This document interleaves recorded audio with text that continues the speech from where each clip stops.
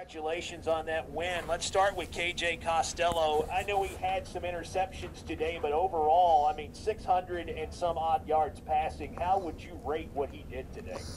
I thought it was a really good debut. I mean, some of his turnovers were his fault and some weren't. But I think that it's a good start. I think that, we got to take care of the ball better, no question about that. But the biggest strength that I really saw out of him was he's the same guy every play. I mean, he would have the disappointment and something would happen, and he'd come back, same guy, ready to go, ready to pick the units up. And he went through a stretch there was, as bad as I've seen quarterbacks go through, and he hung in there and kept everybody inspired, and then we got that key drive at the end. Got a lot of young guys playing, but they made some big plays for you at times today that helped you get the ball back. I know that that's a work in progress, but how would you evaluate what they did in game one today? Thought they did good. I thought we had a bunch of young guys play. The thing that I was pleased with is we played together as a team. We didn't play perfect. We weren't necessarily consistent, but we did play together, kept pushing one another, and never emotionally backed off our focus to go out there and play. Thank you. Okay, everyone, we will open this back up to the rest of the media. Again, if you'll leave your mics muted until I call on you. If you put your name in the chat, I will go ahead and go down the order. We're going to go ahead and start off with Steve.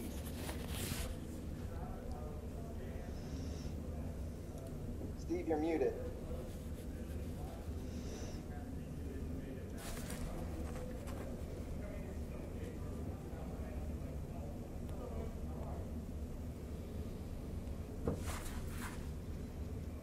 Am I good now? Look good. Hey, how you doing? Good, Coach. What was it that made you guys realize you could throw the ball so consistently outside the numbers against their corners? Well, trial and error, I guess, would be the best way to describe that. Going into the game, I guess we thought they'd play looser than they did.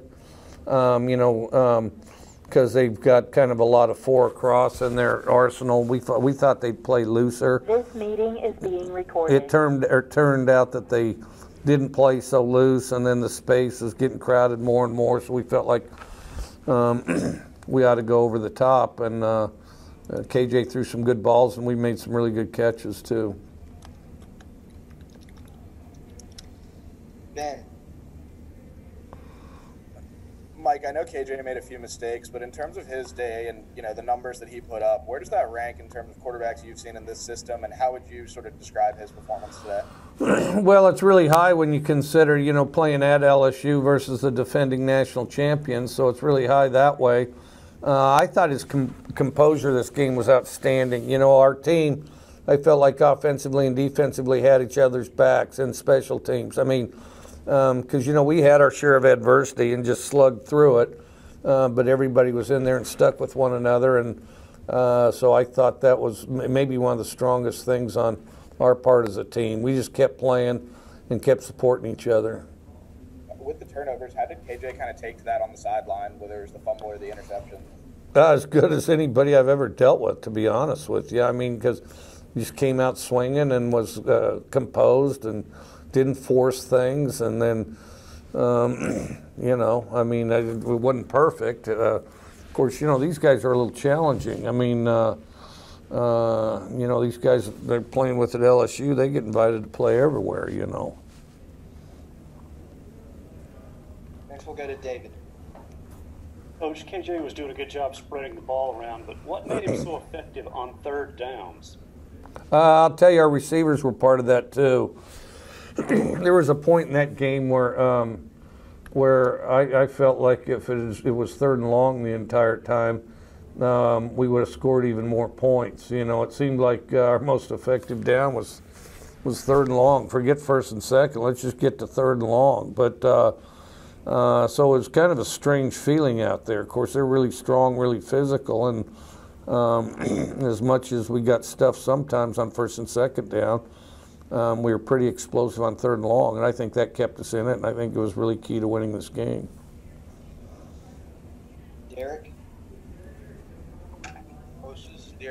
Dog Sports Podcast. How you doing? Doing all right, Coach. The first question I want to ask you is talk about utilizing Colin Hill in the passing game and just his performance today, especially with that long touchdown catch and run. And then how does it feel to get your first signature win in the SEC in your first game? It feels good. I mean, it feels good. I mean, the biggest thing is coaches, players, everybody, administration, and then fans you hear from. You don't get to see them face to face so much right now, but I think everybody together is kind of the key on that. And then, a quality opponent like this, Kylan had a heck of a game. Just doing the math, and I was horrible at math. Let's see, 50. Carry the one. No, actually, it's 80. He had 193 yards. So, in a team like LSU, I think that's a pretty good performance. Go to Tyler. Yeah, kind of going off of what Derek just asked. You've only been here a few months, but Mississippi State, this is an LSU team that, these fans have been, longing to beat, especially in this stadium for years. It's only happened now 3 times in the last 30 years. What was the magnitude of the moment like for you guys? I saw you guys stayed on the field a little longer than usual. Just try to capture what the moment meant to you, and then what you saw on those people's faces as well. Well, I think it was outstanding. I mean, this one went down to the wire, so I was pretty locked into the game down to the wire, and then they wanted me to go to the media right away, and so I did. And then in the meantime, of course, the players were all excited, and I don't know if maybe it's a ritual, and it is a lot of places, to go up to the fans or and that sort of thing, which I wasn't acquainted to all of it, so. After that, I kind of played it by ear, really. I just sort of followed along, and, if the other guy was doing something, I did it, pretty much, Hopefully he didn't get me in trouble, And like my mom said, somebody tells you to jump over a cliff, are you going to do it? Well, sometimes I did, Steve, go ahead.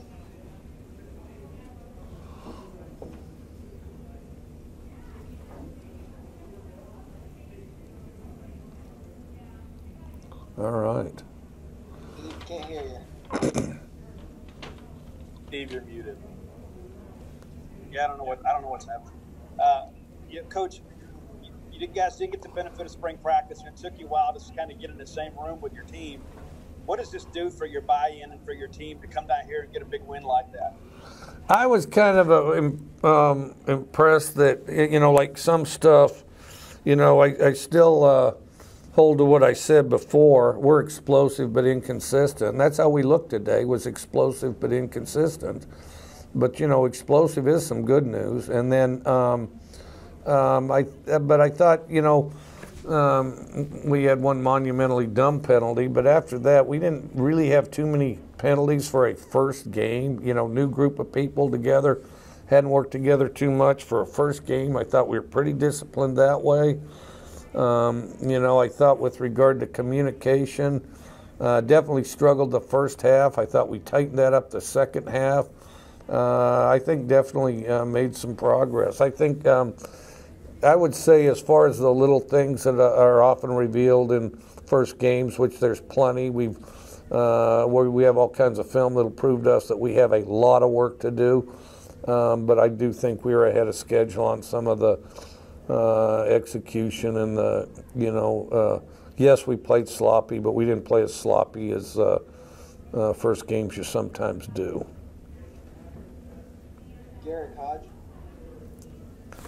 Mike, defensively, 7 sacks. Were you expecting to create that disruptive of a pass rush coming into this game? I thought we might. I don't know about 7. I didn't have a number in my head. Our defensive line does a good job of that, and Mississippi State's had good defensive linemen over time.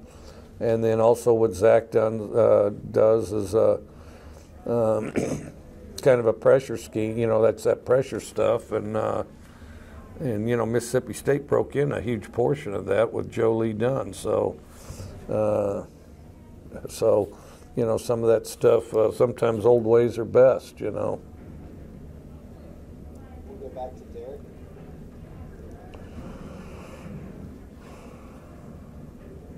Okay, Coach. Since we're now on the defense, talk about Sean Preston's performance. He led you in tackles with 10. Also, Aaron Boulet's performance and Errol Thompson's performance. You know, really, Errol's just a real solid kind of cornerstone of the defense in general. Then, you know, those other guys, I thought they were explosive. They relentlessly ran to the ball. You know, they just explosive and kept playing hard. And it was hot out there. People were getting tired, but I felt like, you know, I thought we were in pretty good shape, and I thought we fought through it because, you know, that first 2.5, 3 quarters, it was real hot out there.